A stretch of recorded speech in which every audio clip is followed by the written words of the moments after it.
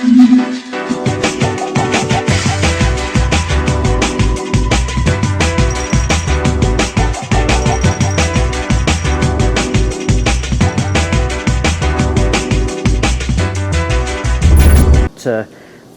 idea of uploading the past 2 videos for this diaphragm and gasket just shows you why I've gone from having a mower that don't run at all, or revving up and down mowers, and this is basically, I've got a garden full of these, to having one that runs correctly, or it will do, and I've got a spring in. And I think some of that is just basically bad fuel going through and bits of oil in wrong places. You saw the white smoke at the beginning.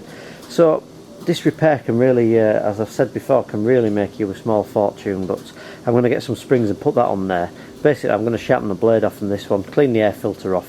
I might just put this away for a little bit. I might keep it for myself, or I might actually just unbolt this engine right from it and just take this deck off and actually paint this deck up for next year. But so far I've got another working mower there. I've got no garden fence on it or anything like that, so I'm going to go and have a bit of a tidy up now and have a look for a spring. Just another safety piece of advice. It's easy to reach around the side of these and fiddle with them while you're playing, but just take this off here as well. I actually do that a lot. One of the things I like to do when I first get them in is, because you can go here and you can pull this handle here, and you could put your foot here and you reach underneath. It wouldn't really take a right lot to just accidentally put your foot there, especially with the height setting at the top. So when you get them in, see the gap here between the deck and the ground. When you get them in, just a bit of advice is just to drop them to the lowest height setting as well. There's less chance of doing that, because it's not a far distance to just reach around and put your foot under like that. Believe me, that blade's only, you know, a centimetre from the edge of that deck. It will cut you. So drop them down to the lowest height. I should have done that with this one. I actually thought of it while I was filming. So find the governor spring for this, and I'll get it running again. I'll just extract this oil, we'll change the oil on that, take the blade off and we'll sharpen it up, and then find a little spring for this, and this one will be good to go as well for now, and we'll make a start on another one. Right folks, now I've exhausted all my options of looking for a spring. I've actually just bodged it. Now this is a real bodge job. I will need to get a spring for this. There's no way I'd let it go out like that. Someone comes to pick it up who's had one of these and looked at that, he'd be laughing at you, won't they? So I'm going to put this handle back on here. It's just fallen off actually. I was going to fire it up. I've set it back a bit. I just want to see if it now it bounces about a little bit. It should do, you see. That's exactly how it should work. I want to see if it runs at an even speed, even when I move the mower about. So we'll test that. And I'll have to order some springs. I'll have to have a look on eBay, and I'll probably buy a bag of 100 if I can find them, because it'd be about £6 for one spring. This is why I always keep boxes of spares, and unfortunately it looks like I've exhausted my spring collection. I'll just quickly put this handle back on here. This is why I always check there's nothing underneath it, 'cause you never know what's going to come off. You know, things that haven't been fastened on right. It's probably me that's done that by loading it in the car in the pouring rain. I've probably just undone it, not put it back together properly. So I'll start it. I'm going to move this mower about a bit and see if it just see if it runs a proper spring. If it can maintain it as I shake it about a little bit. I've actually just put some fresh fuel in here as well. At least I'll know if it's working okay.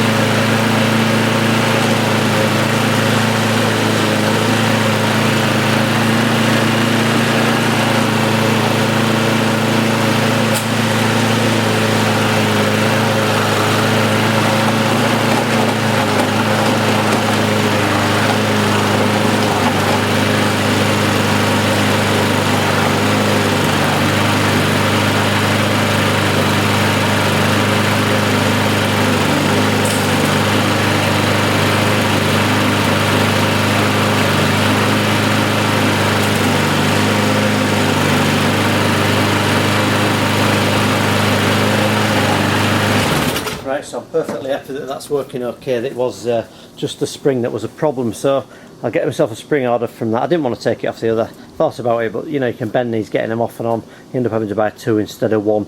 It was only as a test really, so now I know I've got a perfectly good working mower.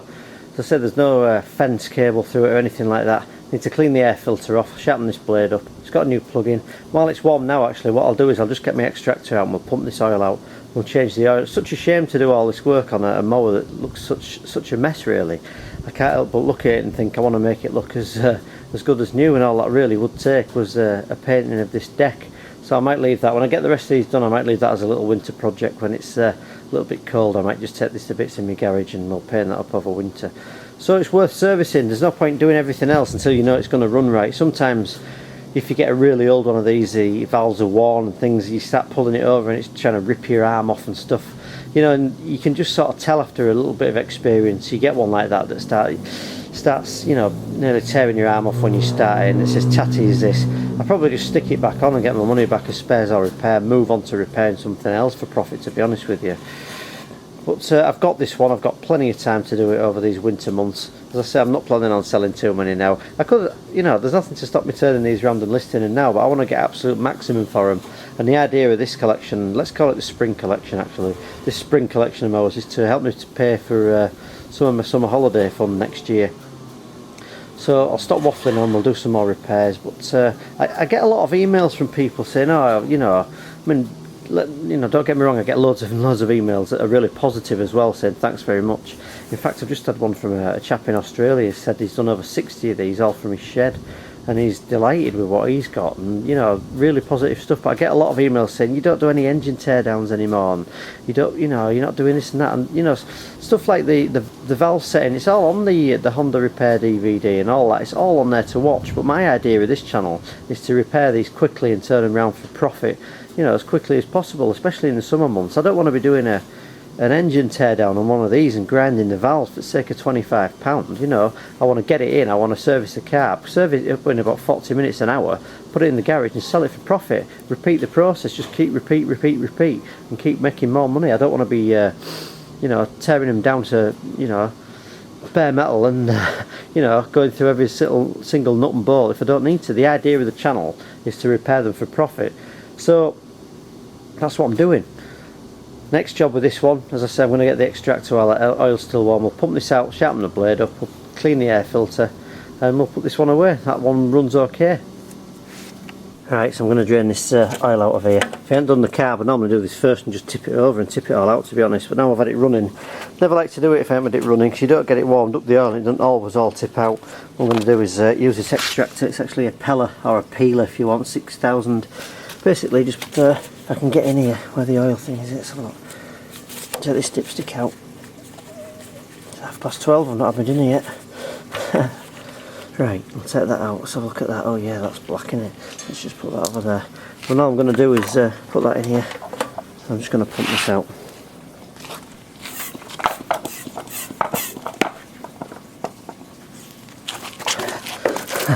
So hard, you know, when you're filming something, you think, oh, I'll just film this, but it's impossible to do that with one hand, so I shouldn't be so lazy really. Should put this on my tripod. Right, look, that's better. You know, the amount of video clips when I go back to edit it where there's bad language, it's not good. Sometimes I have to edit it out, so anyway. Should make a collection of them really, but I'll probably get banned. So let's put this one out here. Get this started. This is really handy to have, is this. I've just tipped it up a little bit and remove this spark plug lead. We'll just get this moving. We'll get this oil sucked out of here.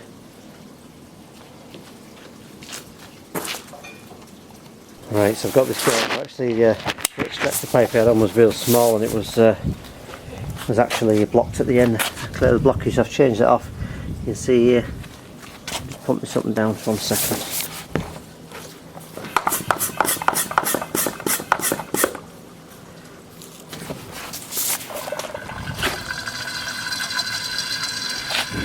You can hear there. This will just extract all this old oil out of this mower. We'll clear that out, make sure it's all gone completely. Still hear it dripping in actually, it just takes a few minutes. And I've got that out and we'll top that up with fresh. We'll just check the oil level and that's another job done. as you can hear, it's that's pretty much the end of it. Just getting this out of here. Good little tool to have, that. Right, so it's all out. Let's put a funnel in here. I'm going to put in, I think it's usually half a litre of oil somewhere in here. Don't put too much in. It's common sense really. Just keep topping it up, measuring the level. Now, one thing to check when you actually do this, it actually says on here, thread in to check. What that means, a lot of people don't know this, is you actually thread this and screw this right down to the bottom, and then you check the level when you pull it out. Make sure it's between these marks on this mower. A lot of people just stick it in and pull it out and think there's not enough in. They'll end up overfilling it if you do that as well, because you'll think there's not enough in. So I'm going to top this up.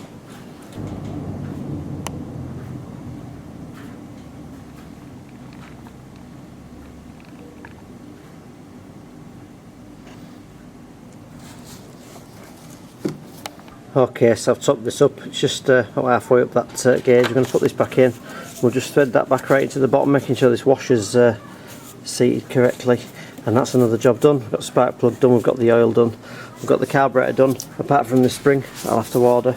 Next job is to do the blade, and I might do this pull cord as well. It's not too bad, not decided yet. It's not a great mower, so I'll probably leave it if I'm honest with you. If I get a really good mower that's been looked after and needs a pull cord, I normally do it. I don't unless I absolutely have to, really. And that's looking okay just for the minute. And let's cut this bit more fence wire off here.